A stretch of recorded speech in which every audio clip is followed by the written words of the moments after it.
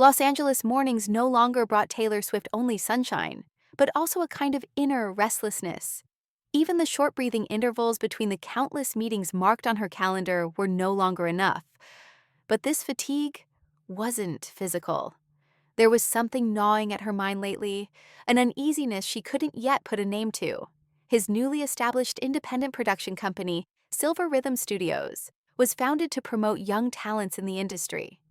But the events of the last 2 months, unfinished projects exploding at other labels, album plans leaking to the press, and some artists making sudden decisions to turn to other producers, seemed more like a planned sabotage than a coincidence.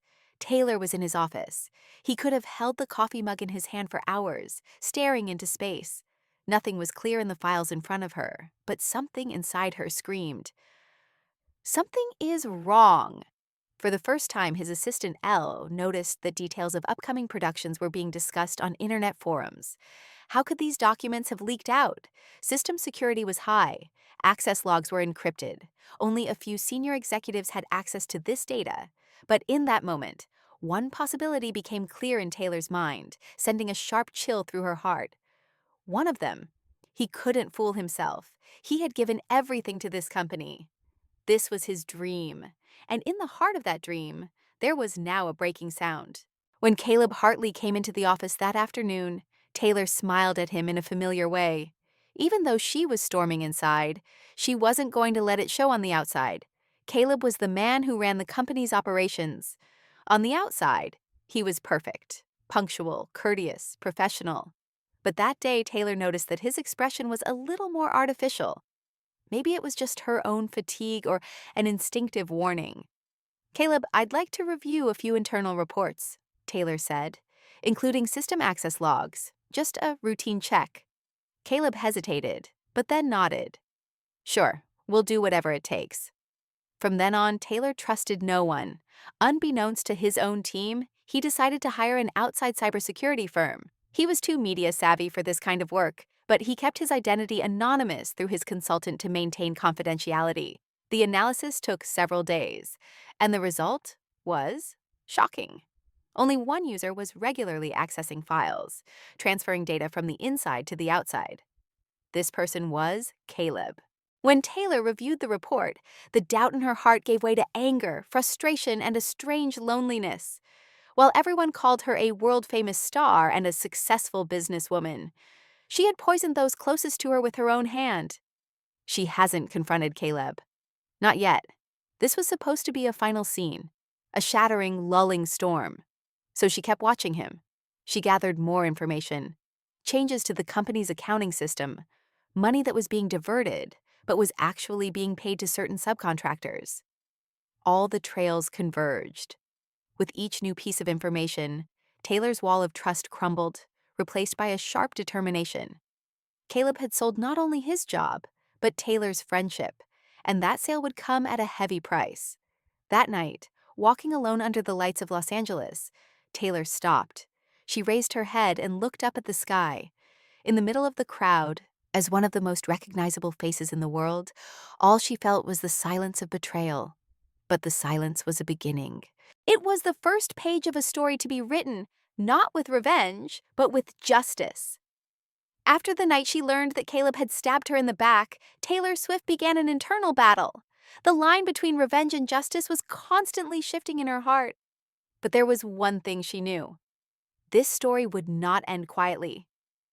In the early morning, he was sitting in one of the back rooms of his studio. In front of her were Caleb's email correspondence, file transfer reports, and data from the company's accounting system. Taylor had memorized every detail. This was no longer just a business dispute. It was personal.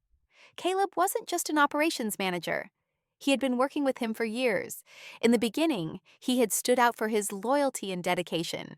He was present at many of Taylor's special events and was one of the behind-the-scenes supporters of her successes. The press described Caleb as Taylor's right-hand man, but now only one word echoed in Taylor's mind: traitor. The weight of betrayal inside was heavier than the storms outside. Taylor continued to follow him. Officially, he was still at the company. He still came in every morning and sat in his office a few doors away from Taylor's office. He still wore that fake smile on his face, going into meetings, approving orders, collecting signatures. But Taylor was now recording his every step. One morning, Taylor made a special plan. There was going to be a big launch event at the label. The first album by an up-and-coming independent artist was to be announced. Caleb was the head of the organizing committee. Taylor was going to use this event. He would reveal the truth there, unmask all this betrayal that night. But he was not going to do it alone. An old friend, a woman who is also an expert in commercial law, Michelle Doran. Taylor called Michelle. He showed her all the documents. Michelle was silent for a while. Then she just said, "You know there's no going back, don't you?" Taylor shook her head. Some stories do more damage in silence. The days progressed. The launch night approached. The company's stage setup was finalized. The artist rehearsed. Invitations were sent out. Caleb was trying to make everything look perfect, oblivious to everything. But Taylor's eyes were looking at him differently now. He was no longer the professional she once respected, but a man who had lost his character for the sake of profit. When the launch day arrived, Taylor stepped onto the stage. She took the microphone in front of the camera lights, the audience, the artists, and the media representatives. "Tonight, we're not just celebrating the debut of an artist," he said. "Tonight, we are here to show that honesty is still valuable." Then, the projector switched to a large screen in the center of the room. Caleb's signature email transcripts, accounting records, and documents, showing the data leakage began to flow in sequence. The room was suddenly silent. Caleb froze in the back row. Taylor lowered the microphone and looked directly at him. "I gave you a place in a company, but you went behind my back. I gave you trust, and you sold it. This is no time for masks, Caleb. The truth is here." After a second of silence, the applause did not break. No one laughed. Everyone was just silent. Because everyone was watching Caleb collapse. The look on Caleb's face at that moment, fear, regret, and despair, was etched in Taylor's mind. But for him, it was not just a moment of triumph. It was closure. It was where the betrayal ended. When Taylor came off the stage, Michelle came up to him. "We're taking everything legal. Don't worry." Taylor bowed his head. "I've already lost him. Now it's time for him to pay for what he's lost." The company would go through a crisis after this, he knew that. But he knew something else.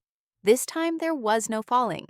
Because he was no longer just music, he was the voice of justice. A thick fog had descended on the Los Angeles morning. Taylor Swift sat quietly in the back seat of her car, studying the documents provided by her lawyer, Michelle Doran.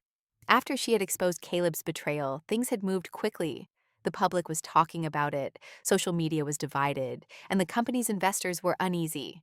But Taylor, despite the hurt inside, felt strong. The first step towards justice had been taken. Michelle sued Caleb for illegally sharing company data, disclosing trade secrets, and breach of contract. Taylor led the process quietly but resolutely. As the day of the trial approached, the media interest was growing. Cameras, microphones, and live streaming trucks began to pile up outside the courtroom. But for Taylor, this wasn't a show. This was supposed to be the official end of a long war of frustration. When the first day of the trial arrived, Taylor wore a simple black jacket. No makeup on her eyes. She was not going to act in front of the media. She sat quietly next to Michelle. Caleb was a few rows away, looking very tired and distraught. The defense attorney was proceeding with a classic misunderstanding strategy, but Taylor's preparation was flawless. Michelle swayed the court with testimony about Caleb's emails, bank transactions, and secret meetings. A former employee confessed that Caleb had her copy company files under the pretext of taking backups. Everything was documented. Caleb tried to defend himself. He explained his bond with Taylor, his years of service to her.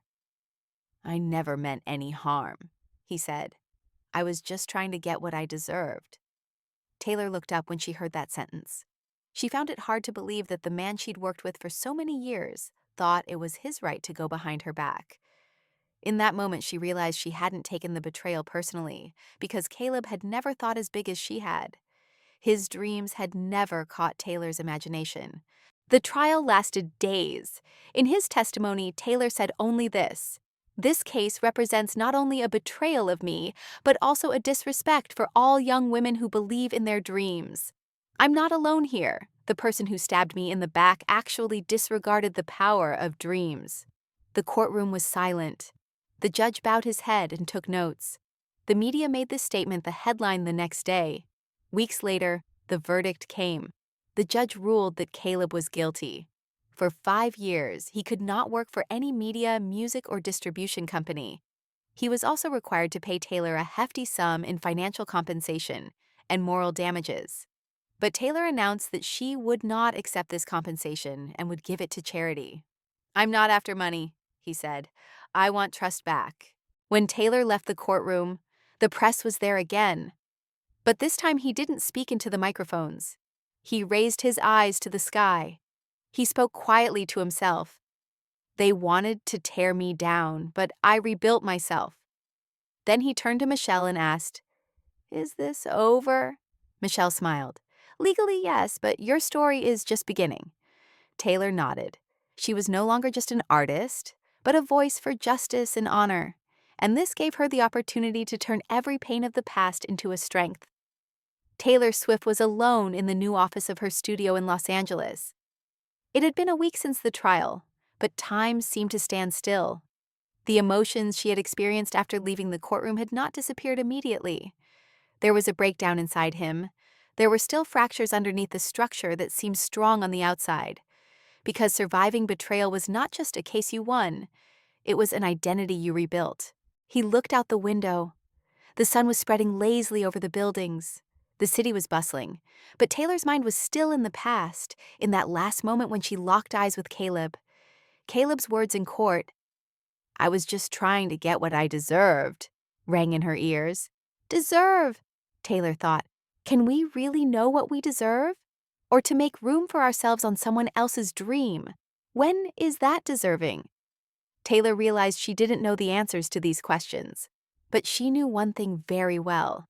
When trust is broken, rebuilding it is not only against others, but most of all against oneself. At noon that day, a new intern named Chloe was brought into the studio. She was excited, but shy. Taylor wanted to talk to her in private. They met in a small room around a simple table. "When I was your age," Taylor said, "I was embarrassed to dream because people would say, 'You're thinking too big.' But the problem is that those people look down on your dream." Chloe nodded, her eyes shining. "That's encouraging coming from you." Taylor smiled. He was no longer there to resurrect a broken company, but to give other souls the strength to build. 2 weeks later, Taylor agreed to judge a new young talent competition in New Orleans.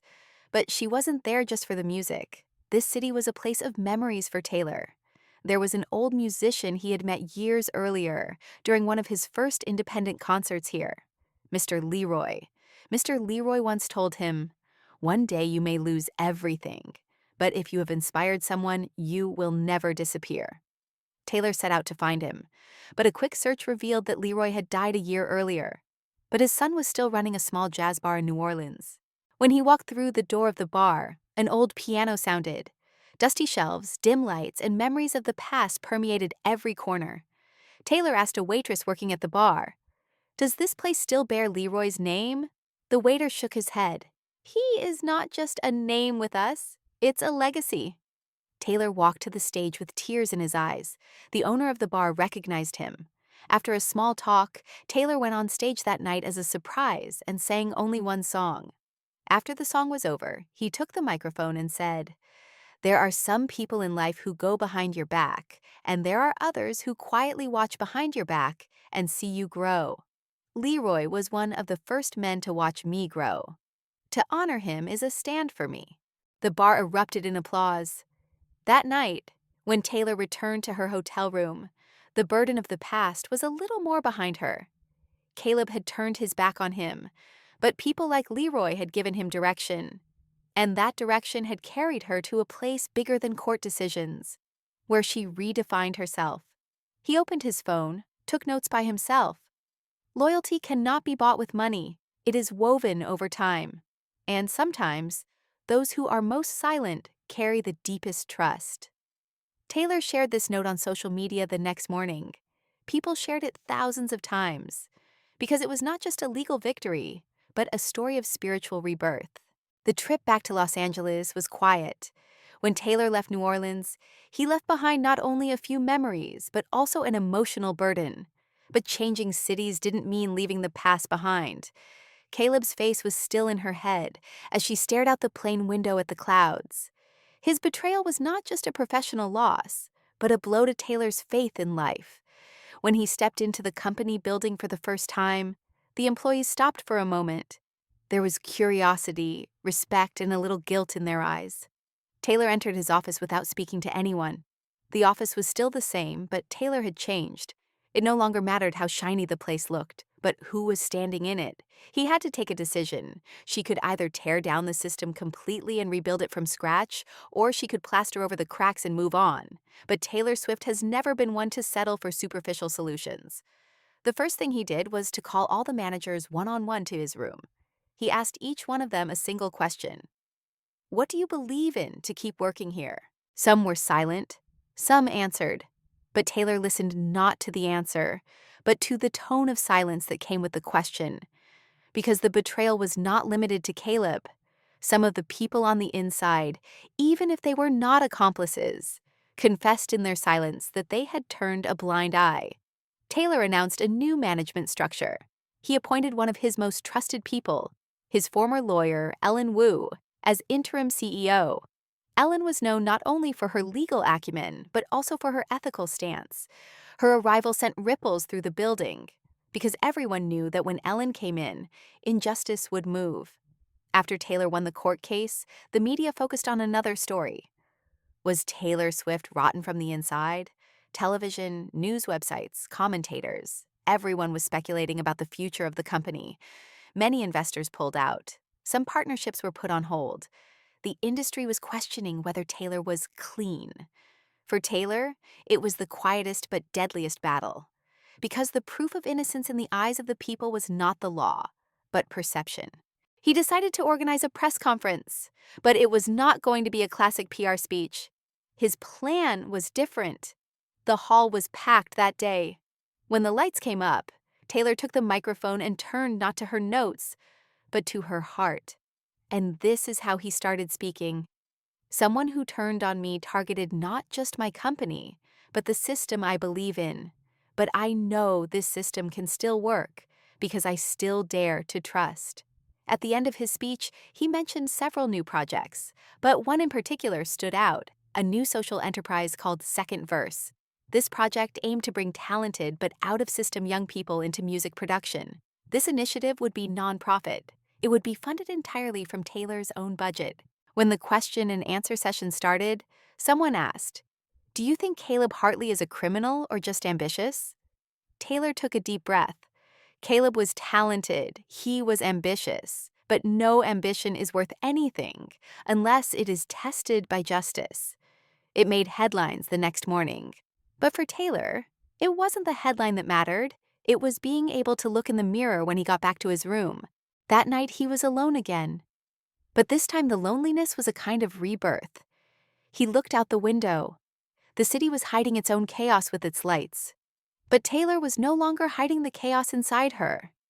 He put his hands on his notebook and wrote something. Sometimes the greatest cleansing is hidden in silent elections. And sometimes an empire builds its strongest foundation after betrayal. He closed the page. The winds of tomorrow were still uncertain. But Taylor was no longer a ship that had lost its direction, but a captain who understood the storm. The morning in Los Angeles had started calmly, but inside Taylor Swift, a storm was still raging.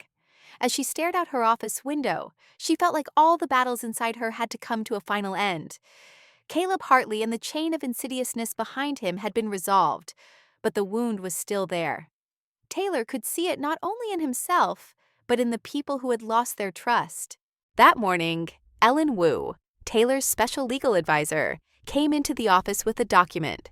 She quietly placed it on the desk. Her eyes were determined. This is the final judgment for Caleb and all of his collaborators. The Federal Trade Commission has approved it, and 5 key individuals have been banned from the industry for life, for industrial information leakage, and financial fraud. None of them will ever work in this field again. Taylor didn't even look at the file. He just closed his eyes and nodded slightly. Justice. Sometimes it comes late, but when it comes, it pierces the silence. But it wasn't just Caleb's punishment that gave Taylor peace of mind. The story didn't end there. That same afternoon, Taylor received a phone call. The caller was an old mentor he had worked with during his university years, Professor Margaret Lane. He hadn't seen her in years, but her voice on the phone sounded as if she had left yesterday. Taylor, don't be so lonely. You won, but it shouldn't come at a price. Taylor was silent for a moment, then answered, I don't know what I gained, teacher. I just have fewer people left to believe in. Margaret said something quietly, the words so simple they pierced through Taylor. It doesn't matter who disappointed you and how much. It matters who still dreams of you. That night, Taylor went home early. His house was quiet, but not empty. There were echoes of the past in it. He found an old cup in the kitchen. It said, trust, but verify. She laughed. She remembered the day she gave Caleb coffee in that cup. Back then, trust was hot like coffee. Now it was cold and cloudy. He sat at his desk. He opened his computer. He started writing a personal letter, not press releases. His target audience was not the media. It was only himself. Dear Taylor, you know what this year has taught you? Some people don't love you, but the dreams they build on you. You are more adored than a person in their eyes. Valuable as long as you open, cursed when it closes. But that doesn't mean it's the door's fault. Be the one who opens it and the one who closes it. Just remember who holds the lock. The next day, Taylor did something he rarely does. He went downtown, hiding all his splendor, dressed in plain clothes, unseen by anyone. He walked down the street like the old man he had met in New Orleans. He looked at people's faces, thought about their stories. A street artist caught his attention. He was drawing portraits in charcoal on the sidewalk. The man was old, but his lines were determined. Taylor watched him for a while. Then he approached and asked, do you think the people you draw are happy? The man put down his pen. He answered without looking, none of them are. But when they are being drawn, for the first time they feel cared for. Taylor's throat tightened. He walked away after a few minutes, but something had changed in her heart. Maybe if she hadn't met someone like Caleb, she wouldn't have thought so deeply.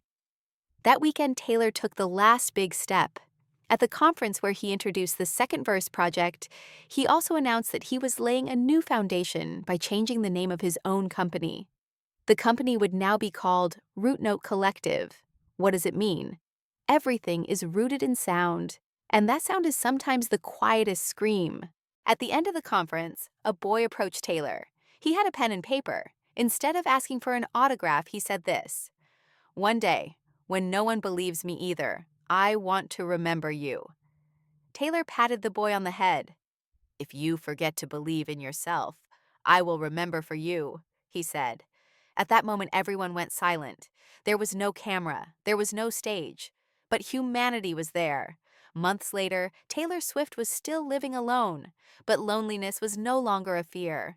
It was a choice.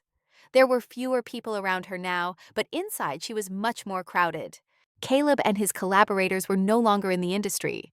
Some went bankrupt, others fled abroad. But for Taylor, the biggest punishment was being on a list of people who could never be trusted again. And at the end of the story, this word was engraved in the hearts of the audience. Treachery stabs like a dagger, but the real sharpness is in the heart of the one who trusts it. And the heart beats no more as before, but it beats more cautiously, more wisely, more strongly.